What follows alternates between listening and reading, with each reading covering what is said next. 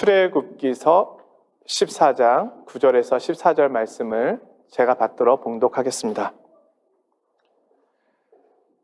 애굽 사람들과 바로의 말들, 병거들과 그 마병과 그 군대가 그들의 뒤를 따라 바알스본 맞은편 비아히롯 곁 해변 그들이 장막 친 데에 미치니라. 바로가 가까이 올 때에 이스라엘 자손이 눈을 들어본즉 애굽 사람들이 자기들 뒤에 이른지라. 이스라엘 자손이 심히 두려워하여 여호와께 부르짖고 그들이 또 모세에게 이르되 애굽에 매장지가 없어서 당신이 우리를 이끌어내어 이 광야에서 죽게 하느냐? 어찌하여 당신이 우리를 애굽에서 이끌어내어 우리에게 이같이 하느냐? 우리가 애굽에서 당신에게 이른 말이 이것이 아니냐? 이르기를 우리를 내버려 두라. 우리가 애굽 사람을 섬길 것이라 하지 아니하더냐? 애굽 사람을 섬기는 것이 광야에서 죽는 것보다 낫겠노라. 모세가 백성에게 이르되 너희는 두려워하지 말고 가만히 서서 여호와께서 오늘 너희를 위하여 행하시는 구원을 보라. 너희가 오늘 본 애굽 사람을 영원히 다시 보지 아니하리라. 여호와께서 너희를 위하여 싸우시리니 너희는 가만히 있을지니라. 아멘.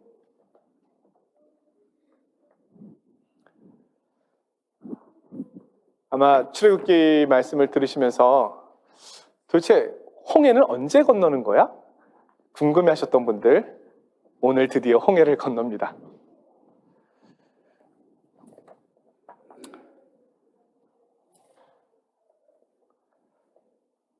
애굽 땅에 내려진 마지막 재앙은 장자의 죽음이었습니다. 애굽 온 땅에 가축의 첫 새끼부터 파라오의 왕의 장손에 이르기까지 다 죽음을 맞이하였습니다. 하지만 양의 피를 문설주와 임방에 바른 이스라엘 백성의 집에는 죽음의 천사가 그냥 지나갔습니다. 이로 인하여 파라오가 이스라엘 백성을 놓아주게 됩니다. 출애굽이 일어납니다. 하나님께서는 이날을 기념하도록 하셨습니다. 그것이 유월절입니다. 유월절은 죽음을 이긴 날입니다. 그들은 유월절 식사를 통하여 출애굽을 기념하게 되었습니다. 이것은 신약에서 예수님의 유월절 만찬을 기억하게 합니다. 예수님께서는 자신이 유월절 어린 양이 되심으로 영적 죽음으로부터 우리를 구원하심으로 영적 출애굽을 이루셨습니다. 예수님은 우리들의 맏아들이 되심으로 구원의 문을 열어주시고 우리로 하여금 그 뒤를 따르게 하셨습니다. 예수님께서 우리를 자신의 피의 값으로 사심으로 우리는 하나님께 영광 돌려드리는 삶을 살아야만 하는 겁니다. 하지만 오늘날 우리가 나누는 유월절 식사는 성만찬으로 대체되었습니다. 성만찬에서 우리는 예수님의 죽음을 묵상하지만 동시에 죽음이 아닌 생명을 나누는 자리로 기억합니다. 두려움과 슬픔의 자리가 아닌 구원과 기쁨의 감사를 나누게 됩니다. 또한 이것은 우리 믿음의 성도들이 하나님과 영원한 천국 식탁에서 함께 교제하며 그 식탁에 참여하는 것을 나타내는 것이기도 합니다. 이제 이스라엘 자손들은 오랫동안 살고 있었던 그 땅에서 나옵니다. 이제 그들은 하나님께서 인도하실 가나안 땅을 바라보며 가게 됩니다. 이 출애굽 사건은 어느 날 갑자기 일어난 일이 아닙니다. 이 일은 오래전부터 하나님께서 아브라함에게 약속하신 것에 대한 성취였습니다. 하나님께서는 아브라함의 몸에서 나오는 후손인 이스라엘 백성들을 가나안으로 인도하시겠다고 약속하셨습니다. 그곳에서 하나님의 의와 공도가 세워지는 나라를 만드시겠다고 말씀하셨습니다. 창세기 15장 13절 14절의 말씀입니다. 여호와께서 아브라함에게 이르시되 너는 반드시 알라. 내 자손이 이방에서 객이 되어 그들을 섬기겠고 그들은 400년 동안 내 자손을 괴롭히리니 그들이 섬기는 나라를 내가 징벌할지며 그 후에 내 자손들이 큰 재물을 이끌고 나오리라.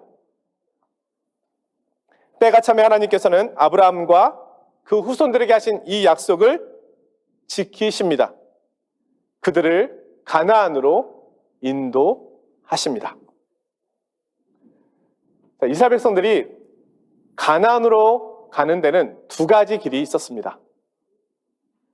하나는 해변길을 따라 이어지는 넓고 좋은 길이었고요.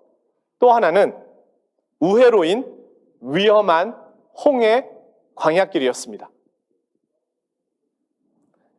그런데 하나님께서는 이스라엘 백성들을 블레셋 해변길 대신에 길고 위험한 우회로인 홍해 광야길로 인도하십니다. 그 이유를 13장 17절에서 이렇게 말씀하는데요. 이는 블레셋 해변길로 이스라엘 백성들이 갈 경우에 블레셋과 큰 전쟁을 치르게 되어서 다시 애굽으로 돌아갈지도 모르기에 하나님께서 광야길로 인도하셨다는 겁니다. 하나님께서는 그들을 낮에는 구름 기둥으로 밤에는 불 기둥으로 보호하십니다. 그리고 그들은 지금 홍해 바닷가 앞에 장막을 쳤습니다. 그들은 나올 때 애굽의 백성들로부터 금과 보석들을 받아서 나오게 되었습니다. 이것은 이들의 오랜 기간 동안의 노동에 대한 값을 하나님께서 받도록 해주신 것입니다. 일한 사람에게 그 정당한 삭슬 받게 하셨습니다. 자, 그런데 얼마 지나지 않아서 파라오와 신하들이 정신을 차립니다. 이대로 이스라엘 자손을 보내서는 안 된다는 생각에 사로잡혔습니다. 파라오는 600대의 기병대와 군대를 동원하여 이스라엘 백성들을 추적해오기 시작했습니다. 뒤에는 이집트 군사가 따라오고 앞에는 홍해가 가로막혀 있어서 이스라엘 백성들은 도간에 든 쥐와 같은 형태가 되었습니다. 위험에 처한 그들은 후회하며 여호와께 부르짖고 모세를 원망하기 시작했습니다. 11절 12절의 말씀인데요. 애굽에 매장지가 없어서 우리를 이 광야에서 죽게 하려는가?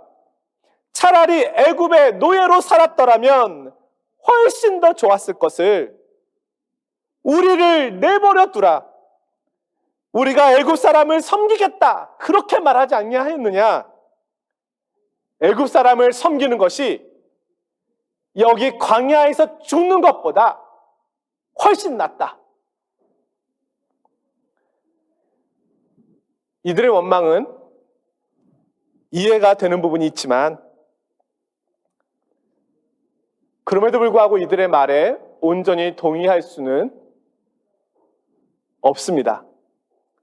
제가 몇 가지 이유들을 생각해 봤는데요. 하나는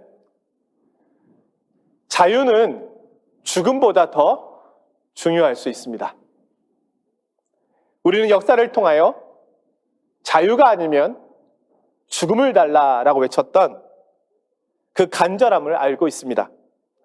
이 외침은 18세기에 미국이 영국의 식민지에 있을 때 미국인들에게 큰 감동을 주었던 말이었습니다. 자유의 가치는 죽음과 바꿀 만큼 큰 것입니다. 이스라엘 백성들은 불과 며칠 전까지만 해도 파라오의 폭압과 가혹한 노동으로 인하여 하나님께 울부짖었던 이들이었습니다. 제발 파라오의 이 고된 노동에서 건져주십시오. 그런데 이제 파라오의 그 권세로부터 벗어났음에도 불구하고 이제는 죽음의 두려움 앞에서 다시 애굽에서의 삶을 이들이 그리워하고 있는 겁니다.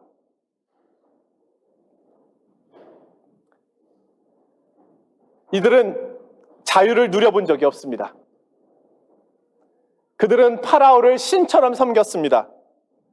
파라오는 그들의 의식주 문제를 해결해 주었고, 그들은 고된 누역 속에서도 파라오를 떠난 삶을 생각할 수조차 없었습니다. 그들은 파라오 없이도 살아갈 수 있으며, 아니 더 풍성히 더 잘 살아갈 수 있으며, 파라오가 아닌 하나님을 마음껏 섬기며 살아갈 수 있는 그 길을 전혀 알지 못합니다. 또 다른 이유를 생각해 보면요, 그들은 아직도 하나님의 큰 손과 권능의 능력을 알고 있지 못합니다. 그들은 10가지 재앙을 통해서 하나님의 크신 능력을 체험했습니다. 장자의 죽음의 재앙이 어린 양의 피를 보고 넘어가는 것을 경험했습니다. 파라오는 하나님께 손을 들어 항복하였고, 그들은 드디어 자유를 맛보았습니다. 하나님께서는 그들을 지키시고 보호하실 능력이 있으셨습니다. 그들을 구원하신 하나님이 이곳에서 그들을 죽게 하시지는 않으실 겁니다. 찰스 스펄전 목사님은 이 본문을 가지고 이렇게 이야기합니다. 하나님께서 자기 백성을 계속 도와주실 의향이 없으시다면 무엇 때문에 그들을 이 멀리까지 인도해 내셨겠습니까?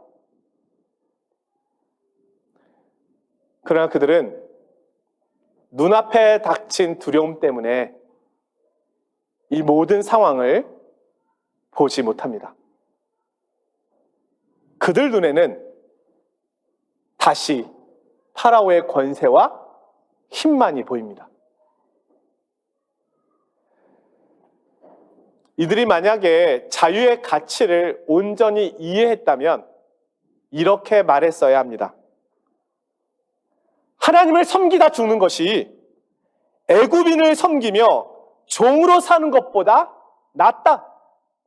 자유로울 수만 있다면, 하나님을 마음껏 예배할 수만 있다면 죽음을 각오해서라도 싸우겠다. 내 자녀들에게는 부모님의 이 노예적인 삶을 물려주고 싶지 않다. 그러나 이들은 그렇지 않았습니다.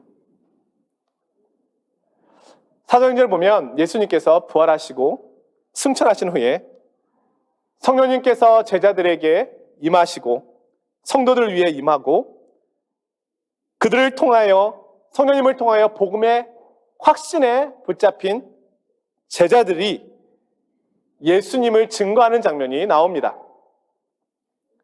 그러다 예수님을 못 박았던 공회원들이 제자들을 불러서 경고합니다. 다시는 예수의 이름으로 전하지도 말고 가르치지도 말라. 베드로와 요한이 그들에게 대답합니다. 하나님 앞에서 너희 말을 듣는 것이 하나님의 말씀을 듣는 것보다 옳은가 판단하라. 우리는 보고 들은 것을 말하지 않을 수 없다. 예수 그리스도와 하나님의 말씀에 대한 확신이 자신들을 위협하고 있는 모든 두려움들을 넉넉히 이겨내고 있었습니다. 이들은 평안하였습니다. 이들은 영적 가나안, 즉 하나님 나라와 하나님의 약속에 대한 확신이 있었습니다. 하지만 지금 이스라엘 민족은 말하고 있습니다. 하나님을 섬기지 못하더라도 생명을 보존할 수만 있다면 파라오의 노예로 계속 살고 싶다. 살 수만 있다면 파라오의 노예가 되고 싶다.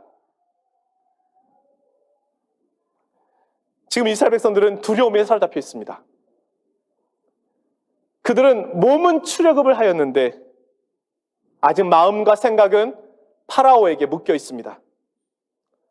하나님께서는 이들을 위하여 더 최종적이고 확실한 구원의 역사를 보여주셔야만 했습니다. 그리고 다시는 애굽 사람들이 이들의 자유를 넘보지 못하도록 하셔야만 했습니다. 이제 드디어 가장 놀라운 구원이 시작됩니다. 이 드라마로 만들면 이 부분이 가장 드라마틱한 장면이 돼야 되거든요. 제가 지금 그렇게 설교하려고 노력하고 있어요. 이스라엘 민족 앞에는 홍해가 있고 뒤에는 이집트의 군사들이 있습니다. 길이 없습니다. 땅속으로 갈 수도 없고 바다 위로 날아갈 수도 없습니다. 그들은 갇혀 있습니다. 그때 두려워하고 있는 이스라엘 백성들에게 모세가 말합니다. 두려워 말고 가만히 있어. 여호와께서 너희를 위하여 싸우심을 보라. 오늘 본 애굽 사람을 다시는 보지 못할 것이니라. 하나님께서 모세에게 말씀하십니다. 백성들을 인도하여 바다 쪽을 향해 전진하라. 그리고 지팡이를 들고 손을 내밀어 바다를 갈라지게 하여 이스라엘이 마른 땅처럼 건너가게 하라. 하나님께서 바다에 길을 만드시겠다는 겁니다. 이 바다를 가로질러서 땅을 만들어내시겠다는 겁니다. 하나님께서는 천지를 창조하실 때 물들을 물러가게 하시고 땅을 내셨습니다. 그 능력으로 다시 이스라엘의 길을 만들어내시겠다고 말씀합니다. 이스라엘을 인도하고 있던 구름 기둥이 이스라엘 백성들의 뒤로 이동하였습니다. 그러자 애굽 지역이 흑암으로 뒤덮이게 되었습니다. 저쪽에는 구름과 흑암이 있고 이스라엘 쪽은 밝음으로 밤새도록 저쪽이 이쪽에 가까이 할 수 없었습니다. 그리고 큰 동풍이 밤새도록 일어나서 바닷물을 물러가게 하여 마른 땅이 되게 하였습니다. 하나님의 창조의 능력이 이들에게 임하자 이들은 홍해를 건너게 됩니다. 이스라엘 자손들은 좌우에 만들어진 물벽을 보면서 바다 가운데 생겨난 육지로 건너갑니다. 그들은 눈앞에서 하나님의 창조와 구원의 역사를 목격하면서 가고 있습니다. 그 뒤를 이어 애굽 군사들과 파라오의 말들, 병거들과 마병들이 추적하여 옵니다. 이제 이스라엘 백성들을 다 잡았다라고 여길 때쯤 여호와께서 애굽 군대를 보시고 병거 바퀴가 빠져 달리기 어렵게 하십니다.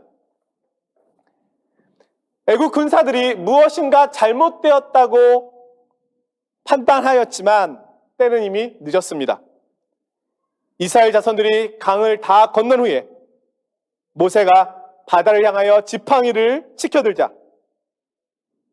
바닷물이 다시 덮여서 애굽 군사들을 순식간에 숨을 시켰습니다. 이 홍해 바닷속에 감추어 두신 그 길을 파라오도 애굽 군사들도 술사들도 알지 못하였습니다. 이것은 하나님의 지혜요, 능력입니다. 그 누가 하나님을 대적할 수 있습니까? 이스라엘의 구원을 가로막았던 그 홍해 바다가 이제는 이스라엘을 더 이상 쫓아올 수 없는 완전한 구원의 바다가 되었습니다. 시편 77편 19절에 이 장면을 이렇게 말씀합니다. 주의 길이 바다에 있었고 주의 고든 길이 큰 물에 있었으나 주의 발자취를 알 수 없었나이다. 사랑하는 성도 여러분, 저는 이 말씀, 우리 잘 알고 있는 말씀이잖아요. 이 말씀을 묵상하면서 이런 생각을 했습니다. 홍해 바다에 길이 없었던 것이 아니다. 하나님께서는 그 길을 예비해 두셨다. 하나님께서 홍해 바다 깊은 곳에 길을 감추어 두셨다. 하지만 이스라엘 백성들은 그 길을 볼 수 없었기 때문에 두려워할 수밖에 없었다. 그들은 망설였습니다. 그들은 원망에 사로잡혔습니다. 그러나 하나님께서는 자신이 감추어 두셨던 그 길을 그들에게 보이셨습니다. 이스라엘은 구원을 얻었습니다. 다시는 애국 군사들을 볼 수 없게 되었습니다. 이 일은 오늘 우리에게 우리가 얻은 구원, 영적 출애굽을 기억나게 하는 겁니다.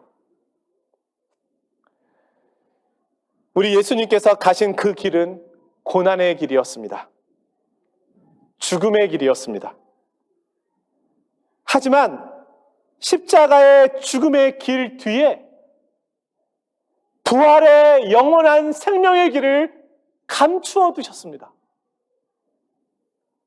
모두가 무덤 앞에서 모든 것이 끝이라고 절망의 자리에서 울고 있을 때 그 무덤을 지나 생명의 길이 이어집니다. 죽음의 길이 부활의 길이 됩니다. 절망과 낙담의 장소가 찬송과 기쁨의 장소가 됩니다. 주님께서 말씀하십니다. 내가 곧 길이요 진리요 생명이다. 사랑하는 성도 여러분, 이 세상과 죄의 힘은 우리를 계속 따라옵니다. 한 주간 동안도 우리 성도님들은 많이 쫓겨다니셨는지도 모릅니다. 나를 쫓아오는 인생의 무게들, 수많은 삶의 문제들, 내 앞에는 홍해로 가로막혀 있는 것처럼 보입니다. 이들은 우리를 포기하지 않고 홍해 바다 끝으로 계속 몰고 갑니다. 우리는 숨쉬기 어려울 정도로 헐떡이며 두려움에 사로잡히기도 합니다. 그러나 하나님을 바라보십시오. 하나님의 지혜는 원수들이 알지 못합니다. 홍해 바다 깊은 곳에 하나님은 길을 이미 만들어 놓으셨습니다. 문제는 우리가 그 길을 보지 못한다는 데 있습니다. 우리에게 그 길이 보이지 않습니다.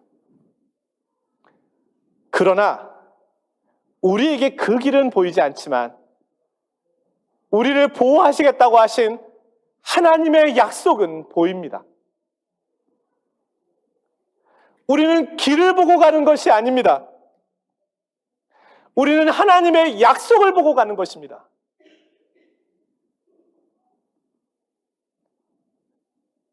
우리는 이렇게 하나님의 은혜로 구원을 얻은 것입니다. 하나님께서는 앞으로도 계속해서 우리의 인생의 길을 인도하실 것입니다. 그런데 우리에게는 그 길이 보이지 않을 것입니다. 어떻게 해야 할까요? 내게 길은 보이지 않지만 하나님의 약속은 보입니다. 나를 향한 그분의 약속은 변하지 않습니다. 하나님은 나를 홍해 바다에 던져 넣지 않으실 것입니다. 내가 볼 수 없는 그곳에 이미 길을 예비해 놓으셨습니다. 길을 만드시는 주님을 바라보시기를 원합니다. 우리의 구원과 능력과 돌보심의 은혜, 그것을 붙잡고 한 주간 동안도 주님의 은혜 속에 살아가시기를 주님의 이름으로 축원드립니다. 거룩하신 하나님, 하나님의 놀라운 지혜를 봅니다. 홍해 바다 속에 길을 준비하신 그 지혜를 봅니다. 저희는 그 길을 보지 못하여 두려워합니다. 그러나 하나님의 신실하신 약속을 바라보게 하옵소서.